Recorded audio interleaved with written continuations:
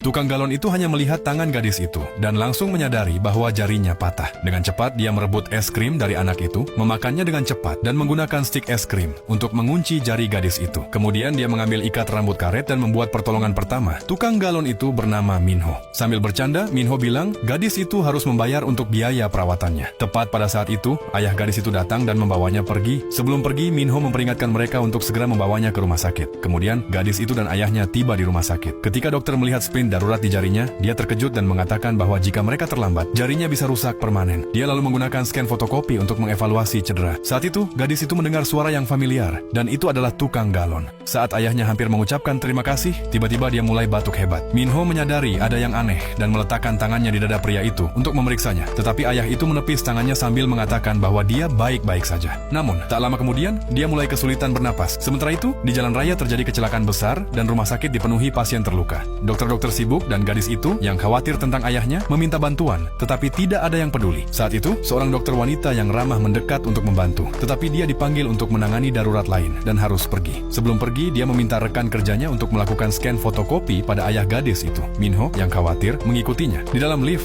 ayah gadis itu pingsan. Minho dan dokter segera membawanya keluar dan membaringkannya di lantai. Saat dokter berlari untuk mengambil alat, Minho meletakkan tangannya di dada pria itu, dan dalam pikirannya dia melihat gambar 3 dimensi dari hatinya. Dia menyadari bahwa jantungnya telah berhenti berdetak. Dokter hampir saja memasang selang pernapasan dan menghubungkannya ke ventilator. Tetapi Minho bersikeras agar dia memeriksa jantungnya terlebih dahulu. Dokter mengabaikannya. Jadi, Minho mencabut ventilator dengan paksa dan mendesak agar dia memeriksa jantungnya. Dengan enggan, dokter melakukan pemeriksaan dan mengonfirmasi bahwa jantungnya telah berhenti berdetak. Minho segera meminta defibrilator. Setelah beberapa saat, lama, jantung ayah gadis itu mulai berdetak lagi, tetapi sekarang dia membutuhkan operasi darurat. Segala sesuatunya sudah siap untuk operasi. Namun, karena kecelakaan, tidak ada dokter bedah yang tersedia. Perawat ruang operasi memperingatkan bahwa jika tidak segera dioperasi, ayah gadis itu tidak akan selamat. Mata gadis itu dipenuhi air mata pulsa. Dia tahu hanya Minho yang bisa menyelamatkan ayahnya. Tetapi jika dia melakukan operasi, karir medisnya akan berakhir. Saat Minho hampir akan pergi, gadis itu memegang tangannya, mengeluarkan koin kecil dari saku, dan meletakkannya di telapak tangannya. Minho melihat air mata di mata gadis itu, dan tanpa berkata apa-apa, dia membuat keputusan. Dia akan melakukan segala cara untuk menyelamatkan ayahnya, tak peduli konsekuensinya.